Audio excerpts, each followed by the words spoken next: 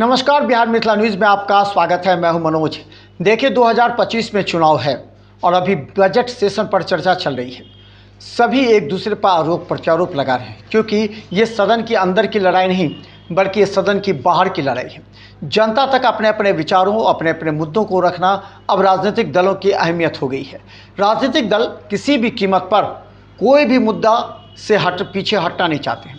अगर विपक्ष कोई मुद्दा गंभीरता से लगा रहा है तो सत्ता दल के नेता उसी मुद्दा पर अपने विचार रखकर जनता तक संदेश देना चाह रहे हैं। देखिए, नीतीश कुमार जब इस बात को लेकर के बार बार दोहराते हैं कि याद कीजिए वो समय जब शाम के वक्त लोग घर से बाहर नहीं निकलते थे। आज उन्होंने जब सदन में ये बातें कही तो उन्होंने स्पष्ट कहा, जाकर मीडिया से पूछिए, वो बताएंगे आपको। नीतीश कुमार जिस मुद्दे को उठाना चाहते हैं वही मुद्दा तेजस्वी यादव दरकिनार करते हैं, क्योंकि नीतीश कुमार कहते हैं जो पहले के जो बच्चे थे, जो पहले के लोग हैं, उनसे पूछिए आज के बच्चे क्या समझेंगे। उस समय जो जंगल राज था, जो बिजली नहीं थी, सड़क नहीं थे, स्वास्थ्य शिक्षा की सुविधा नहीं थी, तमाम बातें उठा रहे थे और तेजस्वी यादव और विपक्ष इस पर पूरा विरोध प्रकट कर रहा था, क्योंकि ये मुद्दा सदन के बाहर जब जनता के बीच में जाएगी तो इस पर चर्चा होगा और इसी चर्चा पर आने वाले समय में वोट होगी। तो देखिए, बिहार मिथिला न्यूज़ का हम लगातार सटीक विश्लेषण कर रहे हैं, क्योंकि बिहार में जो कुछ उथल पुथल राजनीतिक होने वाले हैं उसका हम विश्लेषण सटीक करते हुए आपके पास लाएंगे। देखिए पूरी रिपोर्ट।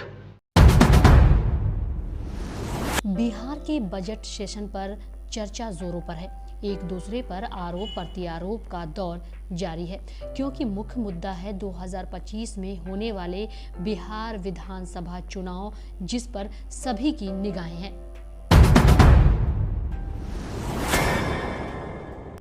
इस बार 2025 बिहार विधानसभा चुनाव सभी राजनीतिक दलों के लिए जीवन मरण का प्रश्न है। कौन सा राजनीतिक दल इस बार सत्ता पर काबिज होगा और इसके लिए मुद्दे क्या क्या होंगे, और इससे भी बड़ी बात कि एक दल दूसरे दल को कैसे नीचा दिखाएगी। यहाँ तक कि विधानसभा में व्यक्तिगत आरोप प्रत्यारोप के दौर से विधानसभा अध्यक्ष ने भी कई बार तेजस्वी यादव और सम्राट चौधरी को भी टोका।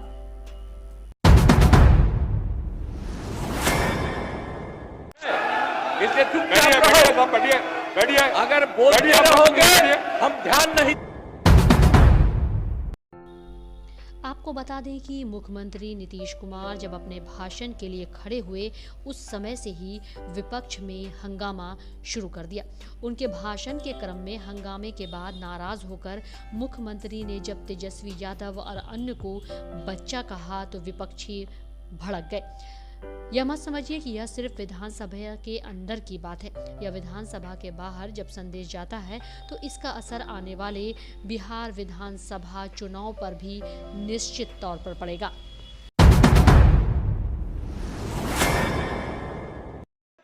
अरे सब बच्चे हो, क्या पता है आप लोगों का?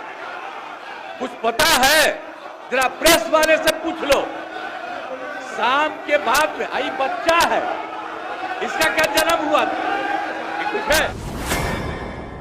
बिहार विधानसभा चुनाव की तैयारी में जितने भी राजनीतिक दल हैं वह लोग लुभावने वादे के साथ जनता के बीच में हैं। उनके समक्ष सबसे बड़ी चुनौती है कि जब राष्ट्रीय जनता दल ने 2500 में बहन सम्मान योजना, 500 में सिलेंडर और 200 यूनिट बिजली फ्री जैसे कई राहत देने वाली बात को लेकर जनता के बीच अपनी ख्याति बटोर रहे हैं, तो सत्ताधारी दलों के लिए परेशानी का होना संभव है कि उनका मुकाबला किस तरह करें और किन मुद्दों को लेकर करें। चुनाव में वोटरों को सबसे अधिक पसंद आता है मुद्दा। कौन सा राजनीतिक दल उनके लिए क्या अधिक परोस रहा है, और ऐसे में दिल्ली में भारतीय जनता दल ने भी लोक लुभावने वादे किए थे। अब बिहार की जनता को भी आशा है कि भाजपा भी उन मुद्दों को लेकर चुनाव में उतरेगी। तब दोनों दलों के बीच कड़ी टक्कर होने की संभावना है।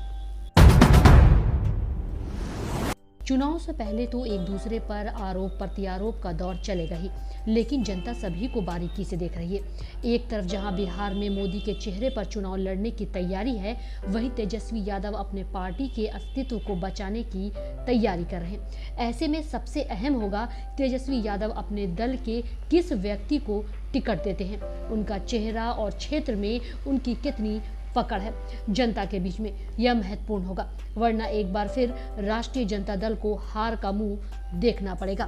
Bureau report, Bihar Mithila news.